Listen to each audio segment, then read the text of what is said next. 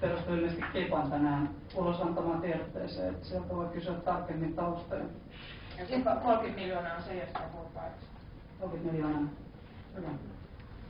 Onko nyt sellainen tilanne, että ministeri joutuu lähtemään valitettavasti, mutta hyvät kansanedustajat on edelleen paikalla, koska tämä ulkomaalaisväkihän on nyt itse asiassa eduskunnan käsissä, se on ministeriöstä annettu ja valiokuntakäsittelyssä mun tietääkseni tällä hetkellä.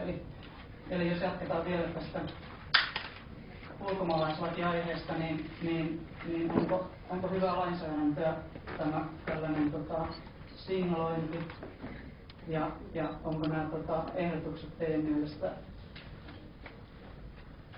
niin kuin hyvin perusteltuja ja johtaako ne niihin tuloksiin, joita tavoitellaan? Joo, tosi. Tänään mentiin läpi tätä työelämä ja tasa-arvovaliokunnassa. Mitä minä mietin? Tämä tulee niin paljon tietoa, että unohtaa, mitä minä ajattelin ensin. Mutta tätä, mitä mä mietin nyt, on, että tämä kun että epäillään, että on asiakirjat on hävitetty ja että kaikki on niin roistoja ja 80% näin Oulun niin onkin, että ihmisillä pakolaisilla ei ole.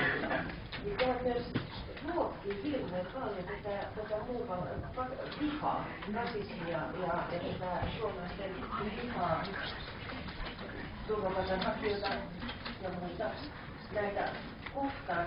Että musta on aika kohtuutonta niin lähtee niin siltä kannalta, että on roistoja ja huijareita. Onhan niitä, mutta niitä on joka lajissa, totta kai.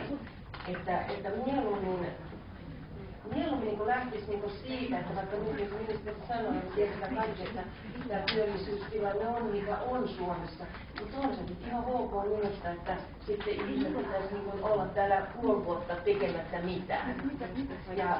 Ja sekin herättää suomalaisissa, että siellä ne vaan ei tee mitään ja vie vain rahaa. Eli kaikkein järkevintähän olisi tässä lainsäädännössä ja tässä elämässä se niin, että olisi tämä kunnon tämä kieli. Heti kun tulevat millä keinoin tahansa tänne, niin kieltä oppimaan. Ja niin kuin nyt on mun mielestä tosi hienoa, se on herättänyt hyvin paljon positiivista tunteita suomalaisissa, kun nämä eilen olivat siellä, nämä pakolaiset olivat siellä lumitöissä. Niin sehän oli ykkösuutisissa. Ja näin, ei kukaan ihminen ruuhkupäissään pysy puoli vuotta tekemättä mitään.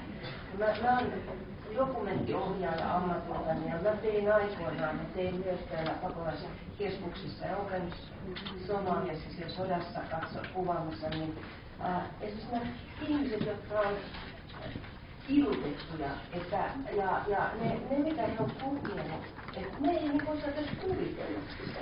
Ja tehän mun mielestä unohdetaan hirveän paljon, kukaan helkkari tulisi huvikseen Suomeen oikeasti jostain lämmöisestä.